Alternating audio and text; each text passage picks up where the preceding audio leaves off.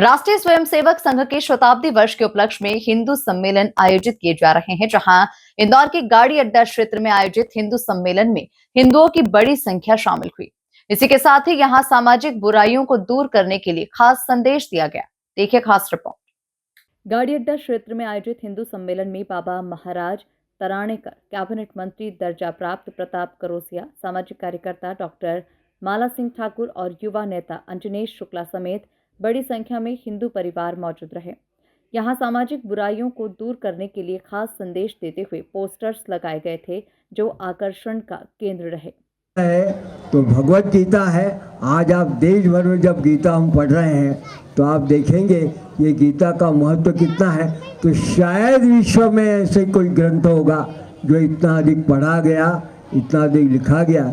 और इस भागवत ग्रंथ के अंदर एक बात जरूर है कि यदि आप गीता को समझना चाहते हैं तो बाकी कुछ भी नहीं सोचना। केवल दो मिनट में आखिर में बताऊंगा कि लोगों को लगता है गीता कठिन है, कठिन नहीं है। तो गीता में क्या है, मामुनु स्मरच युद्धच। एक विराट हिंदू शक्ति के प्राकट्य की और अनुभव कराने के लिए अपनी मुट्ठियों को बांध करके, हाथों को ऊपर करके भारत माता की जय का जय घोष करेंगे। सभी मुट्ठी बांधेंगे। थोड़ी ठंड है, हाथ शाल से बाहर निकालने में थोड़ी तकलीफ हो सकती है, लेकिन एक बार मुट्ठी को, अंगूठे को जरा भींचेंगे, उंगलियों को बांधेंगे, जोर से मुट्ठी को भींच करके हाथ को ऊपर करेंगे। भारत माता की, भारत माता की, भारत माता। हिंदू सम्मेलन में शामिल हुए बच्चों ने मंच से अपनी बात रखते हुए हिंदू समाज को एकता का संदेश दिया।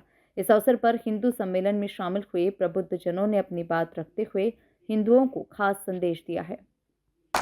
स्वाभाविक रूप से समाज के लिए जो लोग लगातार खड़े रहते हैं वो पीछे की पंक्ति में ही रहते हैं, तभी समाज आगे मजबूती से खड़ा रहता है। तो आप सबको प्रणाम करती हूँ। आज हम सबको जैसा ध्यान में है, यहाँ दोनों तरफ प्रदर्शनी लगी है। आप सब जब यहाँ हमारा ये सम्मेलन समाप्त होगा, प्रदर्शनी अवश्य देखिएगा। तो मुझे लगता है कि बहुत सारा विषय जो यहाँ हमने सुना, कितना स्मरण रहेगा वो नहीं मालूम, लेकिन जो प्रदर्शनी है जरूर हम सबके स्मरण में रहेगी। बड़ी संख्या में मातृशक्ति यहाँ बैठी है।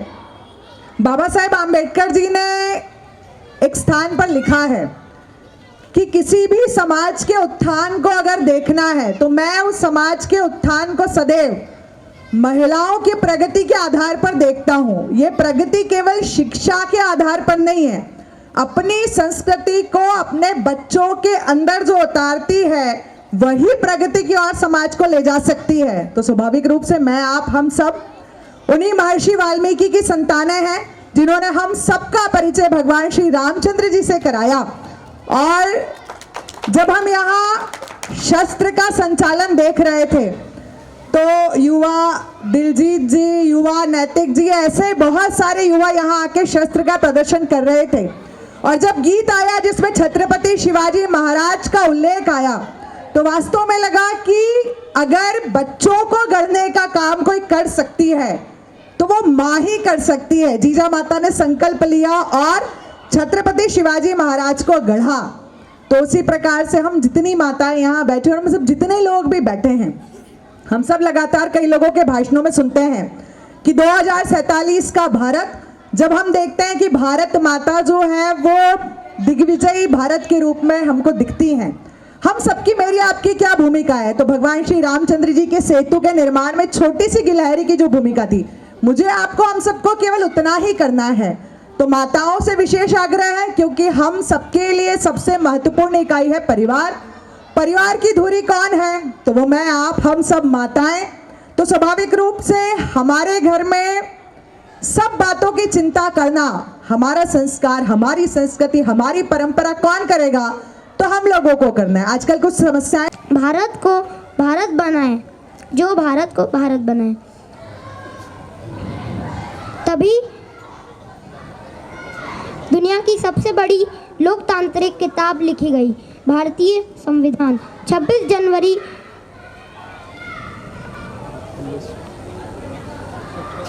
26 नवंबर